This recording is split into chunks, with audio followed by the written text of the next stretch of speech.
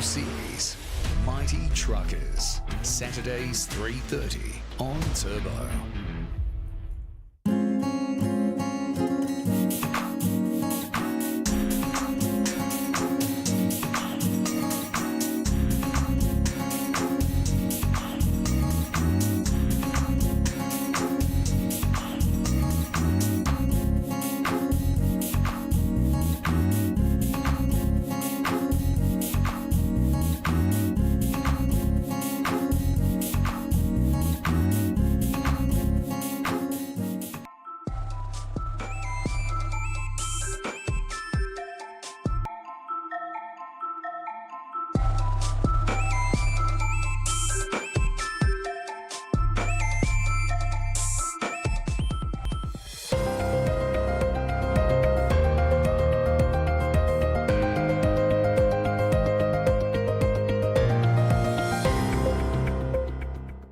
Hello and welcome. This is Midday News. Thanks for joining us. Midday Provincial Police Commander, Acting Superintendent Robert Baim has called for action against bank card cloning and enhanced border security as well. PPC Baim made this call in response to the alarming rise of bank card cloning and wished to address communities with an urgent call for action. Midday Provincial Police Commander, Acting Superintendent Robert Baim said the digital landscape is evolving rapidly, and whilst it brings opportunities, it also presents severe threats that could affect the society. The bank card cloning is not merely a topic of discussion, but it poses a significant risk to the lives and finances of ordinary citizens. He said that this criminal act undermines the trust and security that people rely on, making it imperative that they work together to combat this growing menace.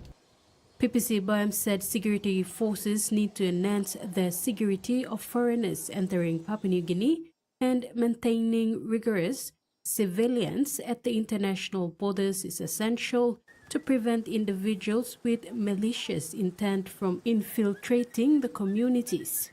He said borders of Papua New Guinea are our first defense against unlawful activities. Therefore, we must fortify our borders to protect our citizens and resources effectively. PPC Baim urged citizens to take these warnings seriously and establish open lines of communication with their communities. He said anyone who observes suspicious activity or has information regarding potential criminal practices should report immediately to the police to create a safer environment for everyone. Tracy Pa, TVWAN News. The Australian High Commissioner to Papua New Guinea, John Fix, has reiterated Australia's commitment to supporting the rehabilitation of ports and wharves across the country. Speaking at the signing of the Kimbe Port upgrade contract signing yesterday, he emphasized the importance of addressing critical infrastructure needs to strengthen the bilateral relationship. Well, the fundamental reasons why we're rehabilitating ports and wharves, as the Minister pointed out, is because they're in need of rehabilitation. So the driving reason why will be where there's a need. We've identified 4 others, and my staff can fill you in on which they are, but I know Lade Port is one of them. In terms of the relationship between Papua New Guinea, I am deeply confident about its trajectory and the long-term trajectory of this country and the long-term trajectory of our relationship with Papua New Guinea. That's something which is a bipartisan consideration in Australia, and it's been a bipartisan consideration in Papua New Guinea, regardless of which governments are in power. Papua New Guinea and Australia enjoy a very strong relationship, and I think it will go from strength to strength in the next 50 years. A major cleanup effort is underway across the Australian Capital Territory, or ACT, after severe thunderstorms filled trees, flooded homes and cut power to hundreds of properties. Authorities are warning last night's storms will not be the last wild weather of the summer. As Canberra assessed the damage, it was clear this apartment building and its residents had a near miss. It's one of those storms that's brought down a lot of trees. Tell there's a green tinge that it might be hail, but I thought, oh well, it's just going to be one of those storms. But when it hit, it's just like, it was crazy, it's like a cyclone. Response crews were flooded with nearly 300 calls for help. I will get you to stay back there. Wind gusts in a New South Wales weather station nearby as high as 110 k's an hour. That's exactly what's come through the northern suburbs here at the ACT. I have had some photos shown to me that some of those were as big as golf balls. Nearly 1,500 properties lost power when lightning struck transmission lines in Canberra's surrounding regions. We've got teams from SES, New South Wales, SES, RFS, fire trucks from ACT Fire Rescue. We don't see storms like that very often, and to have two within a week is very, very unusual. Despite the damage, for some, the heavy rain was a welcome relief. Filled our dams, so we've got a wonderful lot of water after a really dry summer. Aside from a few downed trees or taped off areas like this one, there's hardly any sign now that there was a severe storm hitting Canberra this time last night. And as we enjoy this reprieve, authorities say now is the time to prepare for the next storm. That preparation really helps to lower the impact of severe storms. A reminder that nature's light show can result in a costly cleanup. The New South Wales North Coast is preparing for another round of wild weather following last night's huge storms. Heavy rains, fierce winds and quick fire lightning raced across the state from west to east. One man died in Cowra, while the SES received almost 3,000 calls for help. Mother Nature in full force, putting on a show across the state and sending down 1 million lightning bolts within 24 hours. The lightning strikes, I've never seen anything like it. They were constant. It was like someone had their Christmas lights on the whole time. As the skies lit up, the lights went out. Sydney's Leichhardt Oval, just one of many places that lost power. When the storm hit last night, there was about 250,000 houses. This house in Mudgee caught fire when a power pole and live wires fell on top of it. While the house was destroyed, no one was home and firefighters stopped it spreading to neighbouring homes. In Cowra, a driver was killed by a falling tree. We've seen the absolute tragic death of an 80-year-old man in Cowra.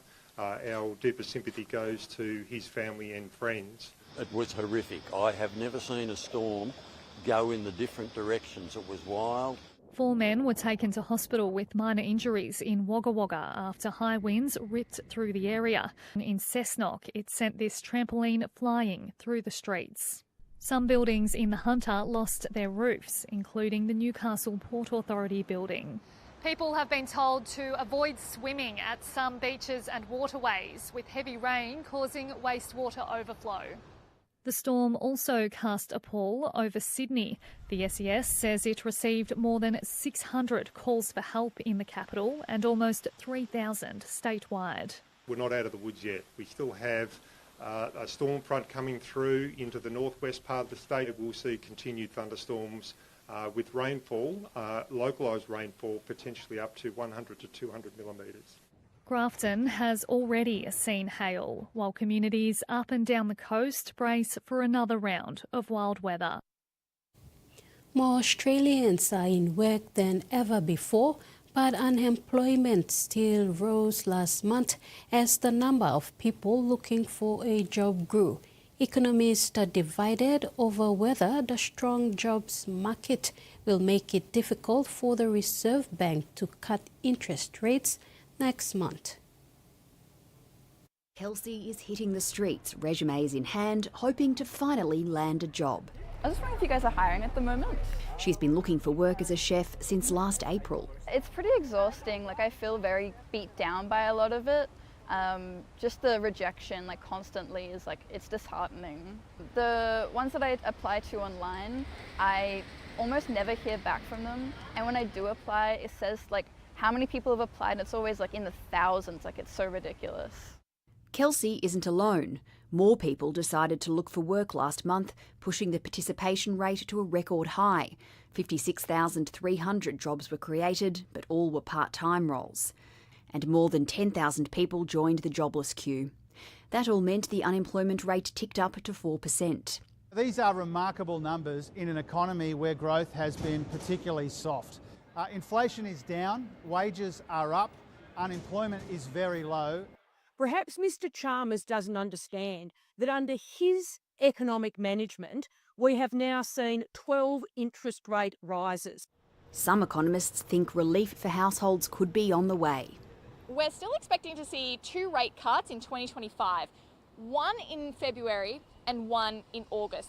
I think February might be just a bit too soon for the RBA, and I think they might actually wait until May. While economists are mixed over whether the RBA will cut interest rates next month, financial markets still believe there's about a 70% chance of it. But all eyes will be on key quarterly inflation figures out in a few weeks.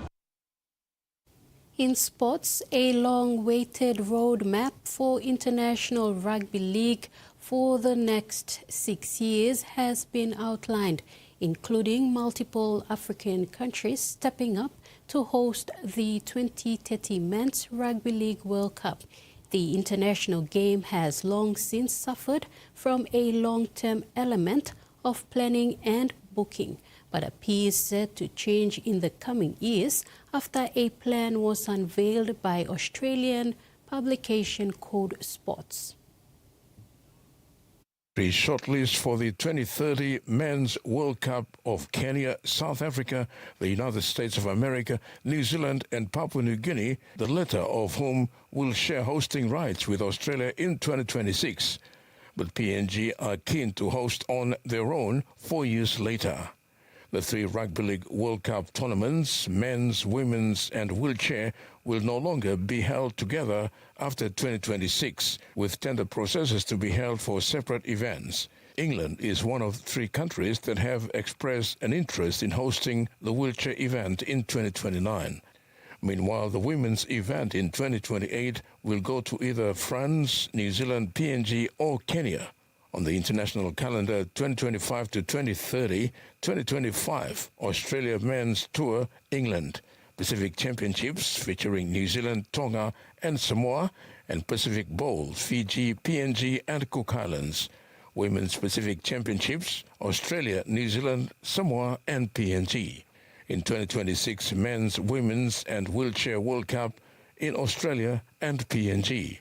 2027 New Zealand Men Tour, England, Men's and Women's Pacific Championships. In 2028, Women's World Cup, 2029 Wheelchair World Cup and 2030 Men's World Cup.